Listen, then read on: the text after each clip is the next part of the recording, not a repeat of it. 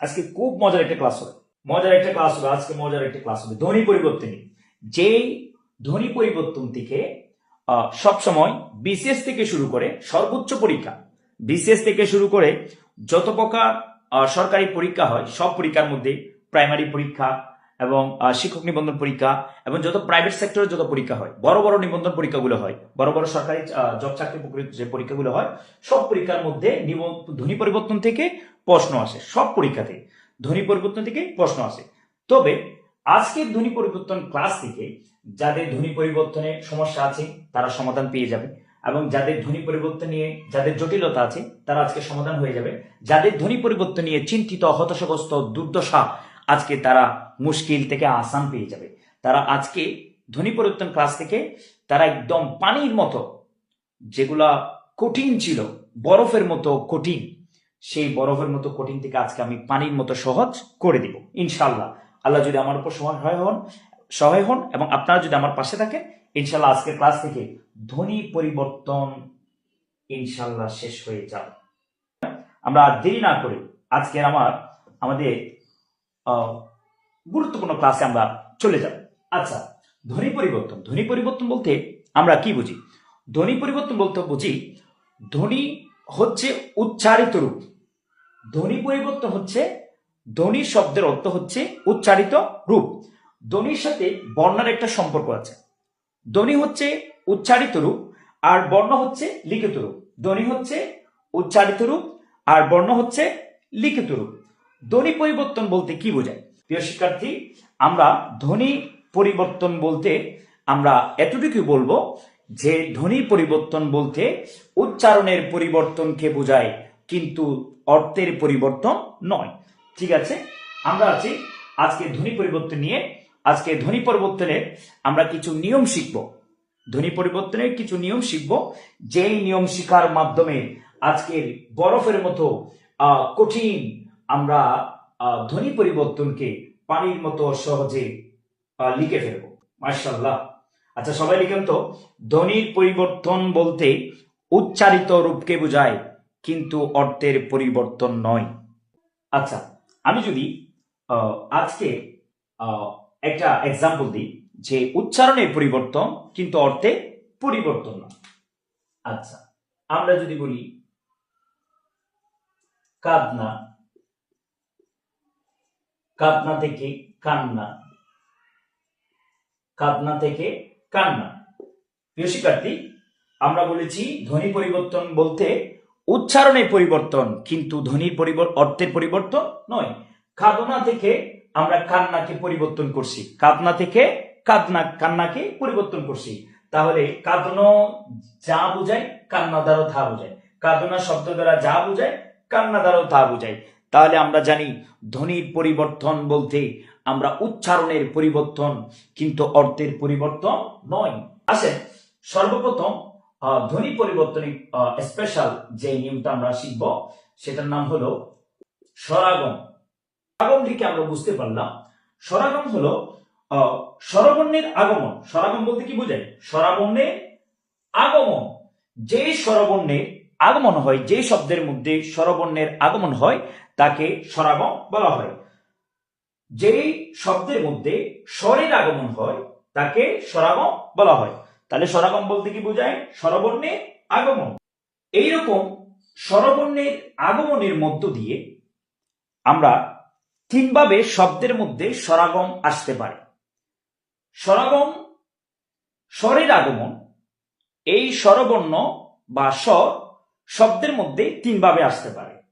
এক নম্বর হলো আচ্ছা শব্দের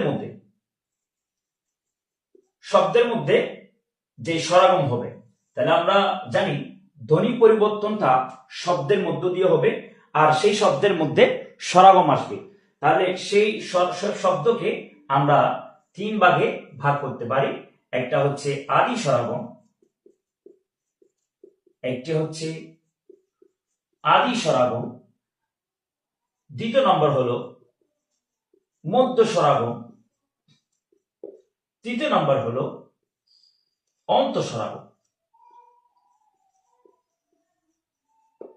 একটা হচ্ছে মধ্য স্বরাগম, প্রথম হচ্ছে আদি স্বরাগম, দ্বিতীয় হচ্ছে মধ্য স্বরাগম, তৃতীয় হচ্ছে অন্তঃস্বরাগম। প্রিয় শিক্ষার্থী, আমরা বলেছিলাম স্বরাগম শব্দের মধ্যে যে স্বরের আগমন হয় তাকে স্বরাগম বলা হয়। সেই শব্দকে তিন ভাগে বিভক্ত করা হয়। একটা হচ্ছে আদি স্বরাগম, একটা হচ্ছে মধ্য স্বরাগম, একটা হচ্ছে অন্তঃস্বরাগম। প্রিয় শিক্ষার্থী, একটি শব্দের মধ্যে আদি স্বরাগম হয়, একটি শব্দের মধ্যে মধ্য স্বরাগম হয়, একটি শব্দের মধ্যে অন্তঃস্বরাগম হয়। এই তিন স্বরাগম মিলে স্বরাগম তৈরি হয়, ধ্বনির পরিবর্তন হয়। আজকে আমরা জানবো যে আদি স্বরাগমের মধ্যে স্বরের কিভাবে আগমন হয়, মধ্য স্বরের মধ্যে শব্দের মধ্যে মধ্য স্বরের কিভাবে আগমন হয়, শব্দের মধ্যে কিভাবে অন্তঃস্বরের আগমন হয়। আমরা আজকে সে বিষয়ে বিস্তারিত জানবো। আচ্ছা, তাহলে আমরা আর কথা না বাড়িয়ে আমরা আদি স্বরাগম সম্পর্কে আজকে আমরা জেনে নিব। প্রিয় শিক্ষার্থী, আমার যে আদি স্বরাগম কাকে বলা হয়? আদি স্বরাগম বলা হয় উচ্চারণের সুবিধার্থে শব্দের আদিতে একটি স্বরের বা স্বরের আগমন ঘটলে, উচ্চারণের সুবিধার্থে শব্দের শুরুতে স্বরের আগমন ঘটলে তখন তাকে আদি স্বরাগম বলা হয়। এটা হচ্ছে প্রচলিত বইয়ের ভাষা, যে উচ্চারণের সুবিধার্থে শব্দের আদিতে স্বরের আগমন ঘটলে তখন তাকে আদি স্বরাগম বলা হয়। আজকে আমরা আদি স্বরাগম নিয়ে আজকে আমরা বিস্তারিত জানব। প্রথম প্রকার আদি স্বরাগম। আদি স্বরাগম, আসেন আদি স্বরাগম নিয়ে আজকে আমরা জানব। আসেন, উচ্চারণের সুবিধার্থে শব্দের শুরুতে যেই স্বরের আগমন ঘটে তাকে আদি স্বরাগম বলা হয়। আসেন, আমি লিখেছি, আমরা বলি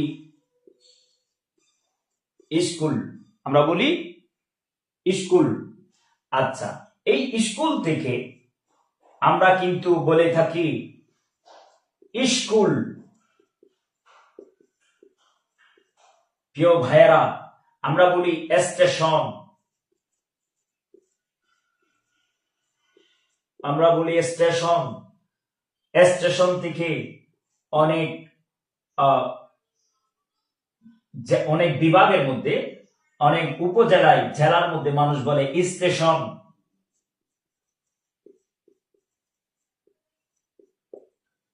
প্রিয় ভাইয়েরা, আমরা বলি স্পর্ধা, স্পর্ধা, স্পর্ধা থেকে আস্পর্ধা।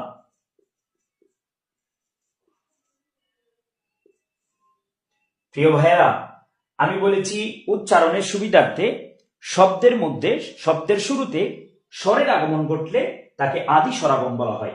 আসেন, স্কুল থেকে স্কুল, আমরা স্কুল থেকে পরিবর্তন হয়ে স্কুল হয়। আমি বলেছিলাম ধ্বনি পরিবর্তন মানে উচ্চারণের পরিবর্তন, কিন্তু অর্থের পরিবর্তন নয়। দেখেন, শব্দের স্কুলের শুরুতে রস্বই এসেছে, রস্বই আসলে তাহলে আমরা এটাকে শব্দের শুরুতে এসেছে সেজন্যই আদি স্বরাগম। স্টেশন থেকে স্টেশন, রস্বই এসেছে, স্টেশন হয়েছে। স্পর্ধা থেকে আস্পর্ধা এসেছে, আ যুক্ত হয়েছে। উচ্চারণের সুবিধার্থে শব্দের শুরুতে স্বরের আগমন ঘটলে তখন সেটা আদি স্বরাগম হয়ে যায়, কিন্তু উচ্চারণের পরিবর্তন হবে, কিন্তু অর্থের পরিবর্তন নয়। সবাই ক্লিয়ার? স্থাবল থেকে আস্থাবল, স্থাবল থেকে স্থাবল। মাশাআল্লাহ। স্থাবল মানে কি জানেন? স্থাবল হচ্ছে ঘোড়া রাখার, ঘোড়া যেখানে রাখা হয়, গরু যেখানে রাখা হয় সেটাকে গোশাল বলা হয়, আর ঘোড়া যেখানে রাখা হয় সেখানে সেটাকে কি বলা হয়? স্থাবল বলা হয়। মাশাআল্লাহ, বুঝতে পারছেন? ক্লিয়ার?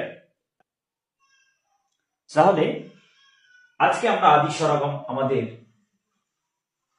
শেষ।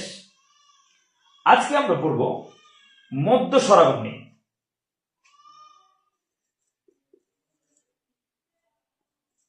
আজকে আমাদের পড়া হবে মধ্য স্বরাগম নিয়ে। মধ্য স্বরাগম হচ্ছে উচ্চারণের সুবিধার্থে শব্দের মধ্যে স্বরের আগমন ঘটলে তখন তাকে মধ্য স্বরাগম বলা হয়। উচ্চারণের সুবিধার্থে শব্দের মাঝখানে স্বরের আগমন ঘটলে তখন তাকে মধ্য স্বরাগম বলা হয়। আপনাদেরকে সংজ্ঞা শিখতে হবে না। সংজ্ঞা আপনারা বোঝার জন্য আমি বললাম, সংজ্ঞা শিখতে হবে না। যখন সংজ্ঞা শিকার প্রয়োজন হবে তখন আমি আপনাদেরকে বলে দিব, লিখে দিব বোর্ডের মধ্যে যে আজকের এই সংজ্ঞাটি শিখতে হবে। প্রিয় শিক্ষার্থী, তাহলে আমরা দেখি মধ্য স্বরাগমের উদাহরণ দেখি। রত্ন, রত্ন থেকে রতন, রত্ন থেকে রতন। প্রেক, আমরা কিন্তু প্রেক বলি, আবার অনেকে প্যারেক বলে, প্যারেক। প্রেক থেকে অনেকে কি বলে, প্যারেক বলে। আমরা গ্লাস বলি, গ্লাস। অনেকে কিন্তু গ্যালাস বলে, গ্যালাস। বলেন, বলে কি বলে না? আমরা কিন্তু গ্লাস বলি, আবার অনেকে গ্যালাস বলে। আচ্ছা, দেখেন মধ্য উচ্চারণের সুবিধার জন্য শব্দের মধ্যখানে কিভাবে স্বরের আগমন ঘটলো। দেখেন, আমরা যখন রত্ন লিখি, আমরা কি লিখি? রত্ন লিখার সময় আমরা কি কি লিখি? যদি এটাকে আমি একটু ভেঙে লিখি তাহলে কি হবে? র যোগ অ যোগ ত যোগ ন যোগ অ। আসেন, এটা কি হলো? র যোগ অ যোগ ত যোগ অ যোগ ন, দন্ত ন। দেখেন, তাহলে আমরা বলেছি উচ্চারণের সুবিধার জন্য শব্দের মধ্যখানে যদি শব্দের মধ্যে যদি স্বরের আগমন ঘটে তখন তাকে মধ্য স্বরাগম বলা হয়। দেখেন, উচ্চারণের সুবিধার জন্য রত্ন থেকে রতন, রতন উচ্চারণের সুবিধার জন্য সুবিধা হয়েছে কিন্তু অর্থের পরিবর্তন হয়ে। দেখেন, র স্বর অ ত দন্ত ন অ, র স্বর অ ত অ দন্ত ন। তাহলে দেখেন, এখানে র আছে, এখানে র আছে, এখানে অ আছে, এখানে অ আছে, এখানে ত আছে, এখানেও ত আছে, এখানে ন, কিন্তু এখানে দন্তনার আগে একটা অ বৃদ্ধি হয়েছে, এই অটা কিন্তু বৃদ্ধি পেয়েছে। তাহলে আমি বলেছি উচ্চারণের সুবিধার জন্য শব্দের মধ্যে স্বরের আগমন ঘটলে তখন তাকে মধ্য স্বরাগম বলা হয়। তাহলে আমরা শব্দের মধ্যে একটা স্বরের আগমন হয়েছে, যেটা প্রথম ছিল না, রত্নে ছিল না, রতনে এসেছে, সেজন্য এটাকে বলা হয় মধ্য স্বরাগম। সবাই ক্লিয়ার কিনা বলেন? সবাই বুঝতে পারতেছেন কিনা বলেন? যেমন যদি প্যারেকে বলি, আমরা বলবো প যোগ র যোগ এ যোগ ক, প্যারেক। তাহলে এই প্রেক, প্রেক থেকে প্যারেক, তাহলে কি কি আসে? প যোগ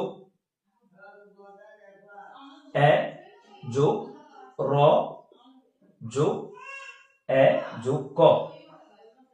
তাহলে দেখেন আমাদের কি বৃদ্ধি পেয়েছে?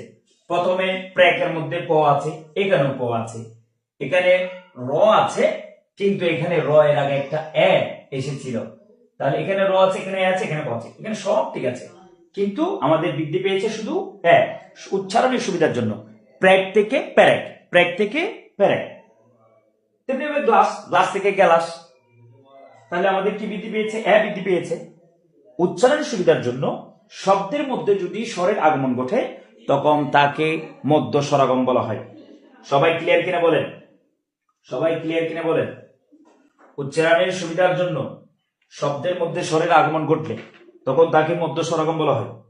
সবাই ক্লিয়ার কিনা বলেন? যদি ক্লিয়ার হয় তাহলে পরীক্ষাতে চলে যাব। আজকে পরীক্ষা হয়ে যাবে, পরীক্ষা মধ্য স্বরাগম নিয়ে পরীক্ষা হবে। তাহলে আমাকে এটা বলেন যে আমাদের মুক্তা থেকে, মুক্তা, মুক্তা থেকে মধ্য স্বরাগম কি হবে?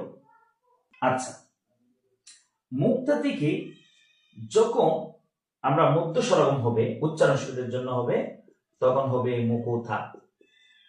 কি হবে? মুকুতা, মুকুতা।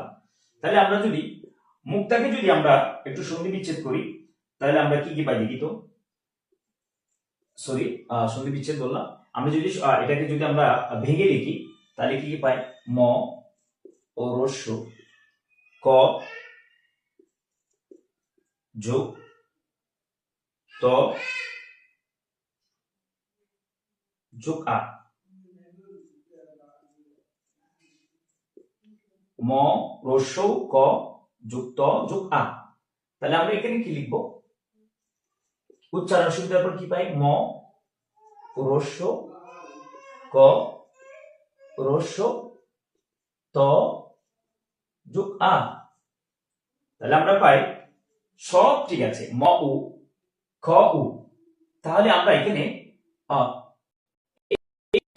মুকুতার জায়গায় ক এর পর একটা ওখার আমরা যেটা পাই, যেটা হচ্ছে স্বরের আগমন হয়েছে উচ্চারণ সুবিধার জন্য, এটাকে বলা হয় মধ্য স্বরাগম। এটাকে কি বলা হয়, মধ্য স্বরাগম। সবাই ক্লিয়ার কিনা বলেন, সবাই ক্লিয়ার কিনা বলেন। আচ্ছা, আমরা এখানে একটা শব্দ লেখা আছে গ্লাস, গ্লাস থেকে গ্যালাস, গ্লাস থেকে গ্যালাস। দেখে আমাকে বলেন গ্লাস থেকে গ্যালাস কিভাবে হলো, উচ্চারণের সুবিধার জন্য গ্লাস থেকে গ্যালাস হয়েছে। আমাকে সেই গ্যালাসটা ভেঙে দেখাও যেখানে মধ্যস্বরের আগমন ঘটেছে, যেই উচ্চারণ সুবিধার করার জন্য, অর্থের পরিবর্তনের জন্য নয়। তাহলে আমাকে গ্লাসটা ভেঙে দেখাও এবং গ্লাস থেকে গ্যালাস কিভাবে হয়েছে, কোন বর্ণটি বৃদ্ধি পেয়েছে সেটা শুধু আমাকে কমেন্টে বলুন। বলেন কোন বর্ণটি বৃদ্ধি পেয়েছে। প্রিয় শিক্ষার্থী ভাইয়েরা, গ্লাসে গ্লাসে, গ্লাস থেকে গ্লাস,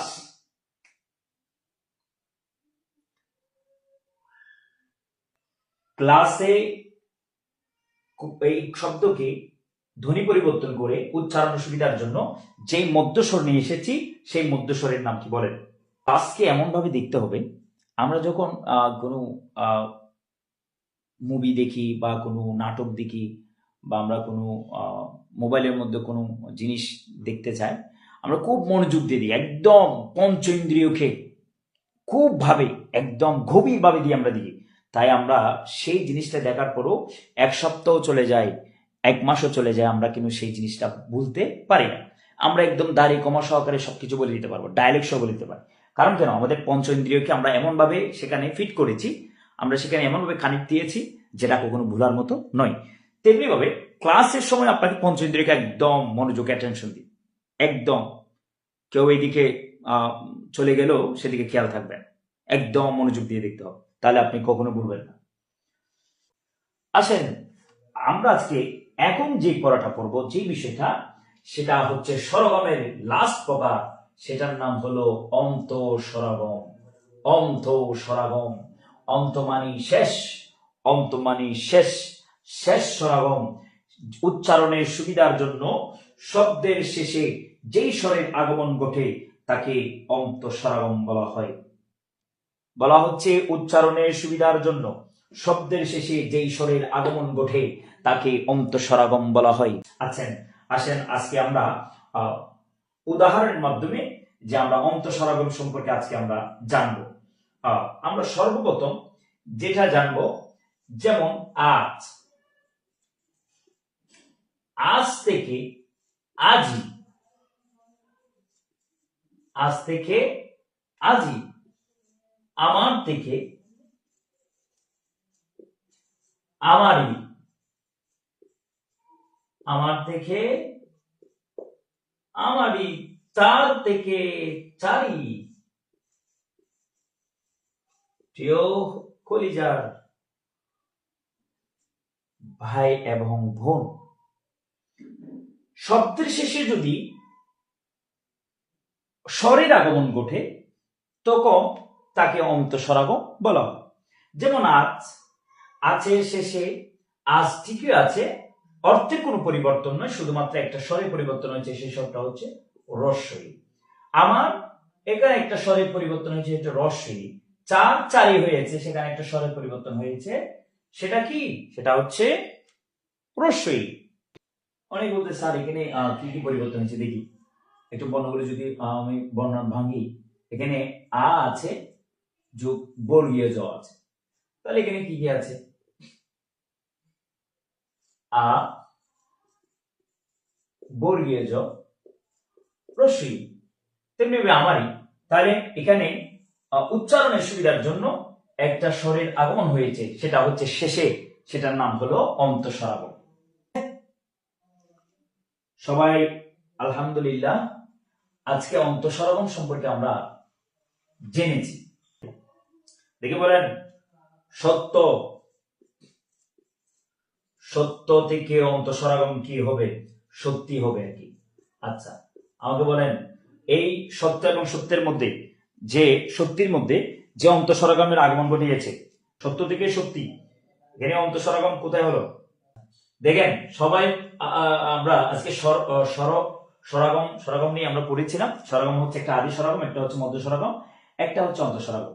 এখান থেকে একটা পরীক্ষা প্রশ্ন হয়, যেটা হচ্ছে মধ্য স্বরাগম নিয়ে। মধ্য স্বরাগম নিয়ে একটা প্রশ্ন হয়, পরীক্ষার মধ্যে বারবার দেখা যায়। মধ্য স্বরাগমকে বলা হয়, মধ্য স্বরাগমকে স্বরভক্তি, মধ্য স্বরাগমকে স্বরভক্তি অথবা কি বলা হয়? বিপ্রকর্ষ। লিখেন, মধ্য স্বরাগমকে কি কি বলা হয়? মধ্য স্বরাগমের অন্য নাম কি? আচ্ছা, স্বরভক্তি, স্বরভক্তি কেন বলা হয়? মধ্য স্বরাগমকে স্বরভক্তি কেন বলা হয়?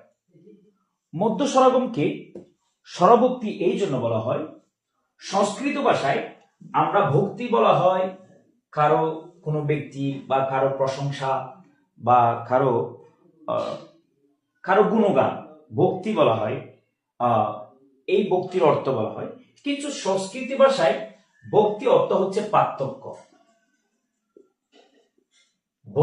ভক্তি অর্থ কি? পার্থক্য। যে স্বর এসে শব্দের মধ্যে পার্থক্য সৃষ্টি করে, সংস্কৃত ভাষায় ভক্তির অর্থ হচ্ছে পার্থক্য। অর্থাৎ স্বরভক্তি এই জন্য মধ্য স্বরগমকে স্বরভক্তি বলা হয়, শব্দের মধ্যে এসে যখন স্বর এসে পার্থক্য সৃষ্টি করা হয়, তখন তাকে স্বরভক্তি বলে সম্বোধন করা হয়। সবাই বুঝতে পারছেন কেন মধ্য স্বরগমকে স্বরভক্তি বলা হয়? সবাই বলেন, যে স্বর এসে ব্যঞ্জন বর্ণের মাঝে পার্থক্য সৃষ্টি করা হয়, তখন মধ্য স্বরগমকে আরেকটি উপাধি দেওয়া হয়, যেই উপাধির নাম হলো স্বরভক্তি। সবাই বুঝতে পারছেন? আচ্ছা, সবাই বলেন, ধ্বনি পরিবর্তনের স্বরগম নিয়ে, স্বরগম স্বরের আগমন ঘটলে সেই স্বরের আগমন ঘটার মধ্য দিয়ে তিনভাবে স্বরের আগমন ঘটে। একটা হচ্ছে আদি স্বরাগম, দ্বিতীয় নম্বর হচ্ছে মধ্য স্বরাগম, তৃতীয় নম্বর হচ্ছে অন্ত স্বরাগম। এই আদি থেকে অন্ত পর্যন্ত কারো সমস্যা আছে কিনা সবাই বলে? আচ্ছা, আমরা আজকে স্বরগমের পরে আমরা যে বিষয়টা পড়ব, এটা হচ্ছে ধ্বনি পরিবর্তনের আরেকটি প্রকার, সেটা হচ্ছে স্বররূপ। স্বররূপ হচ্ছে স্বররূপে, স্বররূপটা হচ্ছে একদম স্বরগমের বিপরীত। স্বররূপ হচ্ছে স্বরগমের বিপরীত। স্বরগমের মধ্যে আদিতে স্বরের আগমন হতো, আর স্বররূপের মধ্যে স্বরের কি হতো? স্বরগমের মধ্যে যদি শব্দের আদিতে যদি স্বরের আগমন হয়, তাহলে স্বররূপের মধ্যে তিনভাবে বিভক্ত হবে। একটা হচ্ছে আদি স্বররূপ, একটা হচ্ছে মধ্য স্বররূপ, একটা হচ্ছে অন্ত স্বররূপ। তাহলে আদিতে আদি স্বররূপ বিলুপ্ত হয়ে যাবে, মধ্যতে মধ্য স্বররূপ বিলুপ্ত হয়ে যাবে, অন্ততে অন্ত স্বররূপ বিলুপ্ত হয়ে যাবে। তাহলে স্বররূপ হচ্ছে স্বরাগমের বিপরীত। স্বররূপ হচ্ছে স্বরাগমের বিপরীত। স্বররূপকে পরীক্ষার মধ্যে একটা প্রশ্ন আসা যায় যে স্বররূপের অপর নাম কি? স্বররূপে অপর নাম কি? স্বররূপে অপর নাম কি? স্বররূপের অপর নাম কি? স্বররূপের অপর নাম হচ্ছে সম্প্রকর্ষ। সম্প্রকর্ষ, স্বররূপের অপর নাম সম্প্রকর্ষ। আচ্ছা, আসেন, স্বরগম, স্বররূপ হচ্ছে স্বরগমের বিপরীত। তাহলে আমরা স্বরের আগমনকে আদি স্বরগম বলেছি। তাহলে আদি স্বররূপ, স্বররূপ তিন ভাগে বিভক্তি। একটা হচ্ছে আদি স্বররূপ, মধ্য স্বররূপ, অন্ত স্বররূপ। তাহলে আজকে আমরা আদি স্বররূপ নিয়ে আমরা আলোচনা করব। আসেন, আদি স্বররূপ কিভাবে হতে পারে? উচ্চারণের সুবিধার্থে শব্দের প্রথমে স্বরের লুপ পেলে তাকে আদি স্বররূপ বলা হয়। যেমন আমরা বলবো, প্রথম যে উদাহরণটা বলবো সেটা হচ্ছে অলাবু থেকে লাবু। অলাবু থেকে লাবু ছিল, অলাবু উচ্চারণের সুবিধার জন্য লাবু হলো। ঠিক আছে, সবাই দেখেন, আমরা এটা বলতে পারি, আমরা কি বলতে পারি? উদার, উদার থেকে ধার, উদার থেকে ধার। সবাই বলেন, অলাবু থেকে লাবু, উদার থেকে ধার, আদি স্বররূপ। সবাই বুঝতে পারছেন?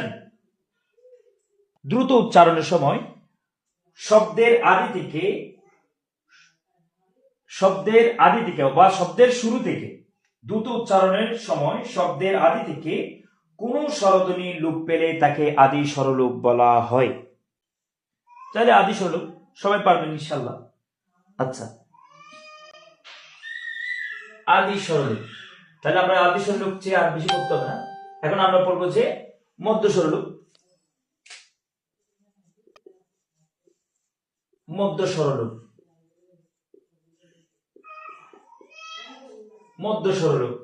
আমরা মধ্য স্বররূপের কি বলতে পারি? মধ্য স্বররূপ বলতে, যেমন দেখো, সুবর্ণ,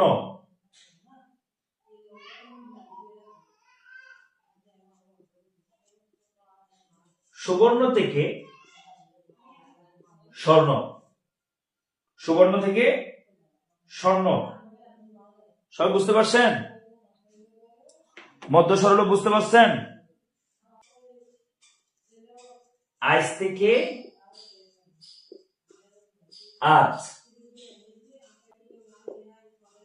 আজ থেকে আজ। আপনি এটা আগেরটাও বলতে পারেন, গ্লাস থেকে।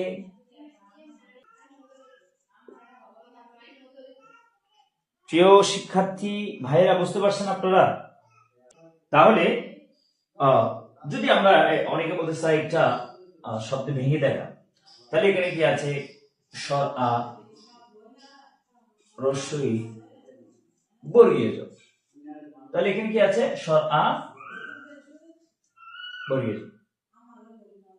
তাহলে দেখেন, এই মধ্য স্বরটা কি পেয়েছে? লুপ পেয়েছে। এই শব্দের উচ্চারণ সুবিধার জন্য এখানে মধ্য স্বরটা লুপ পেয়েছে, রস্বইটা এটা লুপ পেয়েছে। আজি থেকে আজ, আজ থেকে আজ।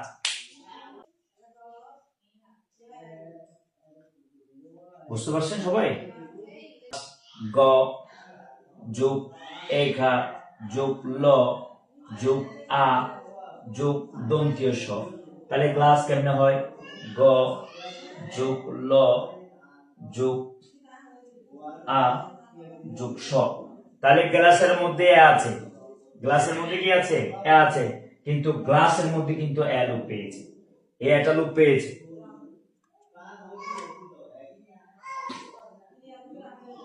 বুঝতে পারছেন? মধ্য স্বররূপ সবাই ক্লিয়ার? তাহলে আমরা এখন যাব অন্ত স্বররূপ। মধ্য স্বররূপ বাদ আমরা যাব অন্ত স্বররূপ।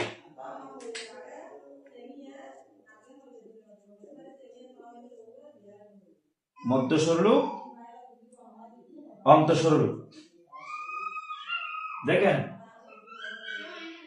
অন্ত স্বররূপ থেকে তাহলে আমরা জানি, অন্ত স্বররূপ কি জানি আমরা? বলেন না। আমরা আজি, আজি, আজি থেকে আজ, আজি থেকে আজ। সবাই বুঝছেন? বলেন।